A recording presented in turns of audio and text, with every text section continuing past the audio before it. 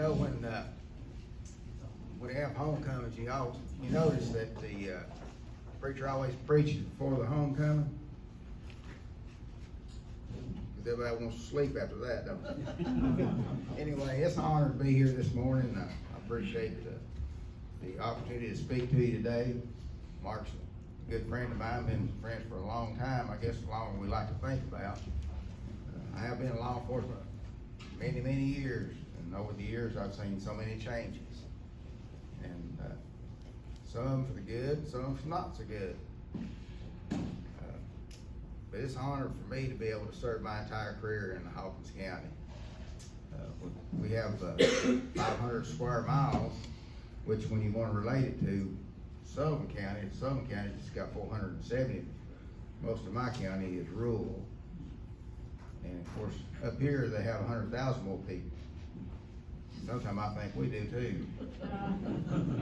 But our population is, they got 100,000 more than we do, but we got a lot of good people in Hawkins County. I know we get a lot of media attention.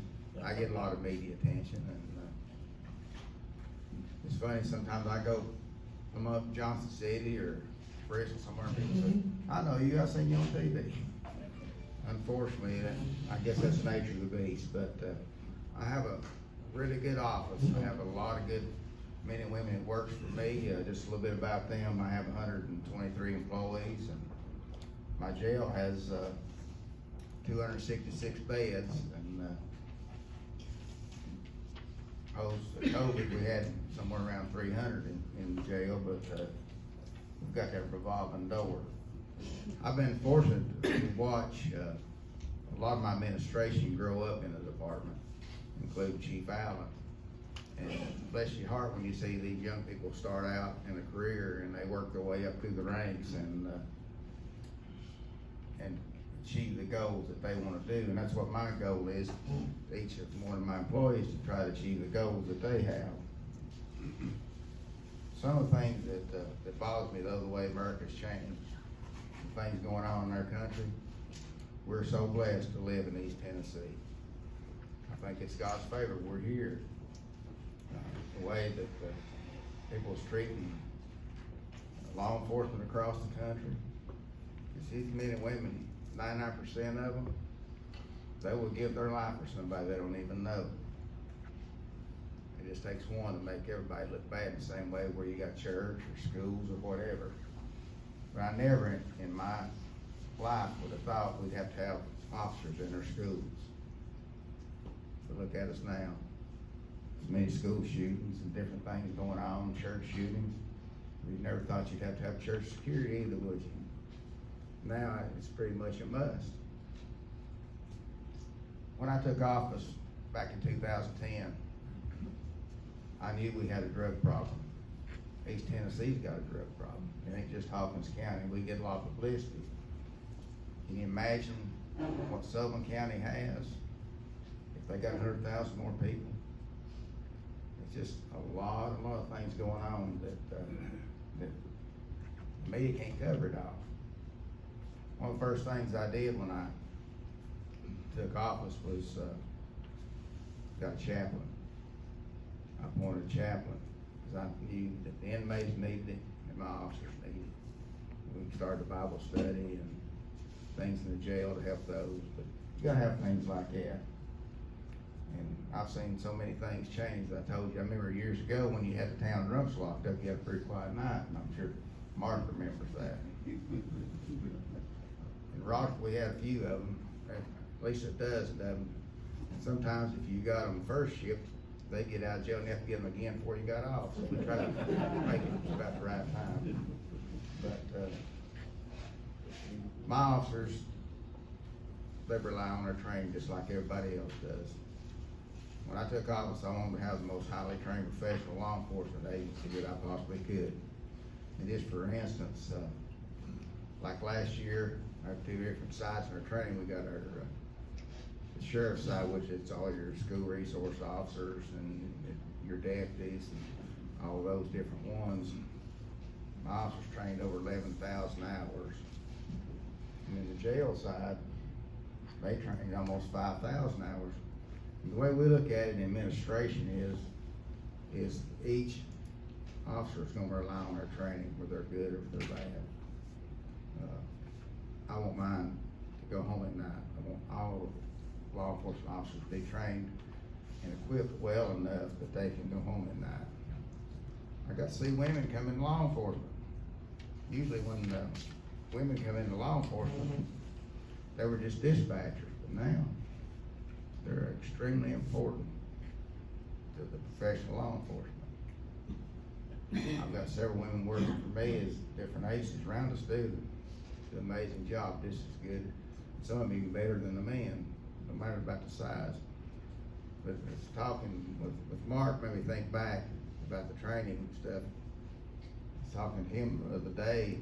The thing that I miss most about training the way it used to be years ago is we'd have a class about half as big as this, but it'd be different agencies. In other words, when we go to in-service training, Mark and I would be in the same class. Well, the way it worked out is we grew up in law enforcement, so we grew up in the ranks, which is a disadvantage now because we have our own trainings and do different things. But when we was going through the in-service training, we got to know each other.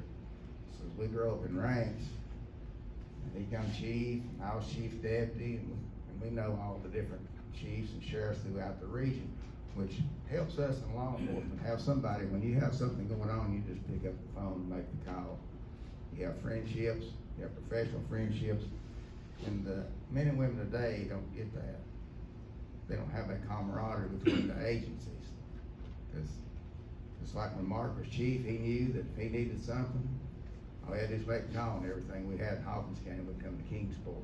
And we knew the same way. If we needed him, his agency, he would send everything to us, and they don't have that now. They get more intense training we did years ago, but it's just different. And I think having a relationship between the officers and the agencies is a tremendous amount of things.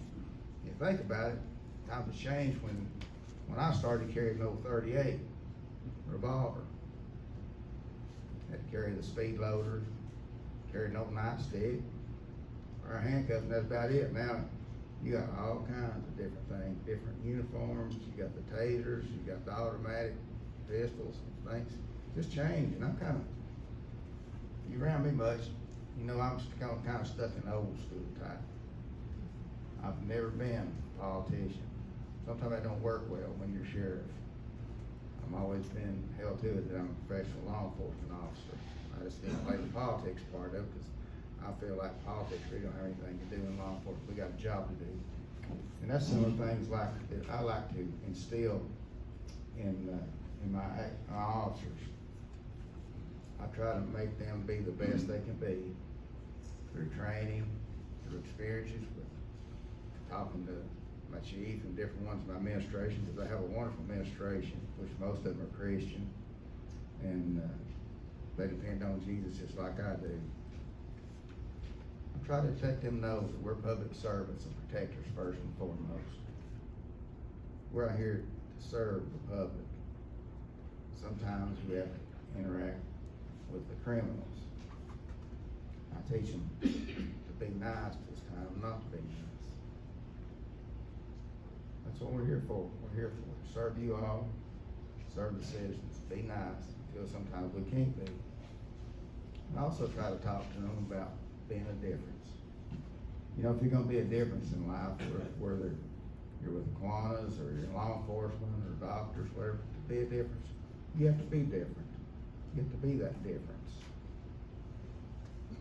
And I tell my officers, I've got it posted in a patrol office center, be the kind of deputy that you want to respond to help your family if you need one. I want them to look the part. If you see a Hawkins County deputy or detective, they look like a police officer. To me, that's very important. It's perception. To me, it's very important. The way they look, the way they act, the way they handle themselves. They're seen by so many people, they don't even realize it. That's why I want to look sharp. We're so blessed to be in East Tennessee. We have God-fearing people. We have people of different states moving in now. seen several of them come in Hawkins County. Of course, I always tell them, now you moved into East Tennessee, I just let you know that it's a local call to heaven here. You don't have to call on business. But, the biggest thing is that I like to teach my officers is, and it applies to everyone in this room, is you have God first, you have your family, and everything else third. I know this is short and really brief, but I know how it is after you eat, after a meal, and the speaker gets up. I've been there and done that. But, anybody got any questions or anything? Yes, sir.